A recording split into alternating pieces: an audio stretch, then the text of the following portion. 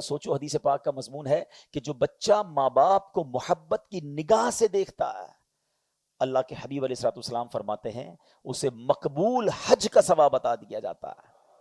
صحابہ کرام نے سوال کیا، حضور کوئی اگر اپنے ماں باپ کو 100 بار دیکھ لے، ماں باپ تو گھر میں ہے نا، بار بار دیکھ سکتا ہے؟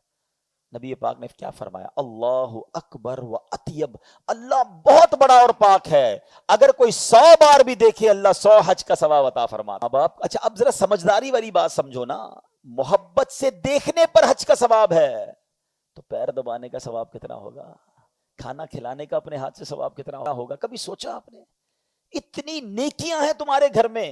حدیث پاک کا مضمون ہے، میرے آقا فرماتے ماں باپ ہی تیری جنت ہے، ماں باپ ہی تیری دوزخ ہے۔ اٹ مینز ماں باپ کی خدمت کر لی نا، ان کو راضی کر لیا تو پھر جنت ہے۔ لیکن بہت ساری نیکیاں بھی ہیں اور ماں باپ ناراض ہے نا تو پھر تمہیں جہنم سے بچانا مشکل ہے، پھر جہنم ٹھکانہ بن جائے گی۔ پلیز سمجھو بات، ناراض ہو گئے۔ اور ماں باپ کی خدمت وہ عمل ہے کہ جو بندہ اپنے ماں باپ کا ادب اور خدمت کرتا ہے، اللہ پاک یہ نعمت اس کے بچوں میں اسے دکھاتا ہے۔ یہ بکافات عمل ہے۔ کتابوں میں پتہ کیا لکھا ہے؟ باپ کا ادب یہ لکھا ہے کہ باپ کے آگے بیٹا ایسا رہے جیسے غلام رہتا ہے، مگر آج حال یہ ہو گیا کہ بوڑھے باپ جو ہے وہ بیٹے کے آگے غلام نظر آتا ہے کہ بیٹا تھوڑا میرا کام کر دے۔ نہیں ابو نہیں ہے، میرے پاس ٹائم نہیں ہے۔ ارے تھوڑے پیسے دے دے، یہ تو میرے ہیں، آپ نے کیا کمایا تھا؟ میرے ہیں۔ کیا ماں باپ کو یہ کہیں گے کہ یہ میرے ہیں اور یہ آپ کے ہیں؟ کبھی زندگی میں یہ مت کہنا۔ ہم جو کچھ ہے وہ ماں باپ کی وجہ سے ہیں۔ یقین مانے بہت خوش نصیب ہے وہ بچے کہ جن کو ماں باپ نے خدمت کا موقع دیا ہو۔ بہت سارے ماں باپ تو وہ ہیں جو بڑھاپے تک پہنچنے سے پہلے، معذوری اور کمزوری تک پہنچنے سے پہلے بچوں کی خدمت کرتے کرتے ہی خود چلے جاتے ہیں، موقع ہی نہیں دیا۔ اگر آج تمہارے ماں باپ نے تمہیں کوئی خدمت کا موقع دیا ہے تو اس کو سعادت سمجھنا۔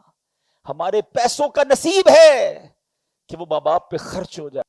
آپ اور میں بغیر کپڑوں کے پیدا ہوئے تھے، باپ ہی نے تو کپڑے پہنائے تھا، نوالے کھلائے تھے، لباس پہنایا تھا، انگلی پکڑ کر چلایا تھا۔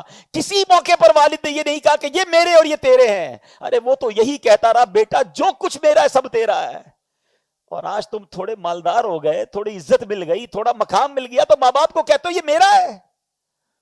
کبھی نہ کرنا یہ ہے۔ بوڑھے ماں باپ کو ایک یقین دلا دو، وہ کچھ نہیں لے جائیں گے تمہارا، ایک آنر دے دو انہیں کہ میں جو کچھ ہوں نا ابو جان وہ آپ کی وجہ سے ہوں، اور میرے پاس جو کچھ ہے، میری ماں، میرے والد، یہ سب آپ کا ہے۔ یقین کرو یہ جو آنر ہے نا، یہ جو اعزاز ہے، یہ جو فخر ہے، بڑھاپے میں نے یہ تو دے دو۔ اور اگر ماں باپ ناراض ہے نا پلیز دنیا میں منا لو، چلے گئے تو کیسے مناؤ گے؟ پھر یاد آئیں گے، پھر خدمت بھی یاد آئے گی۔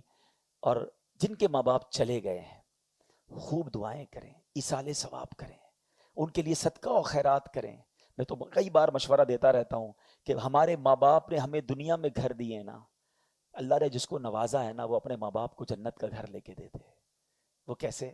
اللہ کے حبیب علیہ الصلوۃ والسلام فرماتے ہیں جو اللہ کے لیے مسجد بناتا ہے اللہ اس کے لیے جنت میں گھر بناتا ہے۔ تو اللہ نے نوازا ہے نا، بے شک چھوٹی سی کہیں غریب علاقے میں بنا لو، اپنے ماں باپ کے نام کی بنا دو تاکہ اللہ انہیں جنت میں گھر عطا کر دے۔ دیکھو ہم نکمے لوگ ہیں، ہم روز ان کے لیے ایصال ثواب نہیں کر سکیں گے، کبھی یاد آئے گا کبھی نہیں آئے گا، مگر مسجد بن گئی نا، اذانیں ہوتی رہیں گی، سجدے ہوتے رہیں گے، قیامت تک یہ نیکیاں چلتی رہیں گی، اور میری ماں کو اور میرے والد کو قبر میں ثواب ملتا رہے گا۔ اور میرے رب کے خزانے کتنے بڑے ہیں، ایسا نہیں کہ کوئی بچہ ماں باپ کے لیے مسجد بنائے تو ماں باپ ہی کو جنت میں گھر ملے گا۔